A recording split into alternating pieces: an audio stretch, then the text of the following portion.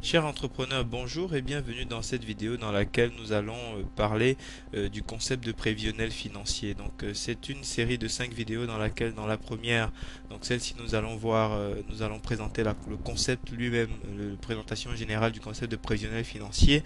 Dans la deuxième vidéo, nous allons voir quelle est l'importance, pourquoi il faut faire un prévisionnel financier. Ensuite, nous verrons le contenu, qu'est-ce qu'il faut mettre dedans, puis nous verrons comment est-ce qu'il faut présenter les informations et enfin comment vous pouvez vous y prendre pour réaliser concrètement de façon opérationnelle un prévisionnel financier. Tout d'abord, commençons par la présentation du concept de prévisionnel financier.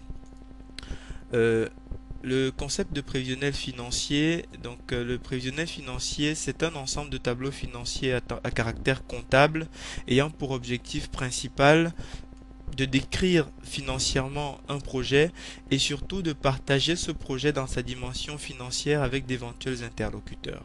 Quelle est la différence entre prévisionnel financier et business plan? Généralement,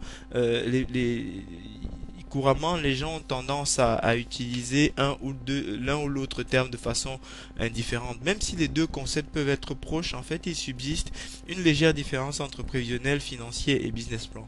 En fait, la notion de business plan contient celle de prévisionnel financier. Pourquoi? Parce qu'en fait, dans le business plan suppose une partie rédigée et explicative du projet, alors que le prévisionnel financier, c'est uniquement la partie chiffrée. Donc le business plan englobe en fait le prévisionnel financier, puisque en plus du prévisionnel financier, dans le business plan, vous avez toute la partie rédigée dans laquelle vous expliquez qui vous êtes, comment est-ce que cette idée de projet vous est venue à l'esprit, comment vous envisagez de vous développer, quelles sont vos stratégies de développement, quel va être le marketing que vous allez mettre en place, etc. Donc ça, c'est le business plan qui le présente. À la partie prévisionnelle financier, elle est intégrée dans le business plan, mais elle n'a pas du tout cette partie texte que vous avez dans le business plan. Ensuite, quelle est la longueur idéale d'un prévisionnel financier? La longueur idéale fréquemment rencontrée, c'est 15 à 20 pages, uniquement pour la partie chiffres, hein. Donc on n'est pas dans le business plan ici. Si vous ne présentez que les chiffres de votre projet, l'idéal c'est de rester dans la tranche des 15 à 20 pages et vous serez dans les formats habituellement rencontrés dans les milieux bancaires et autres.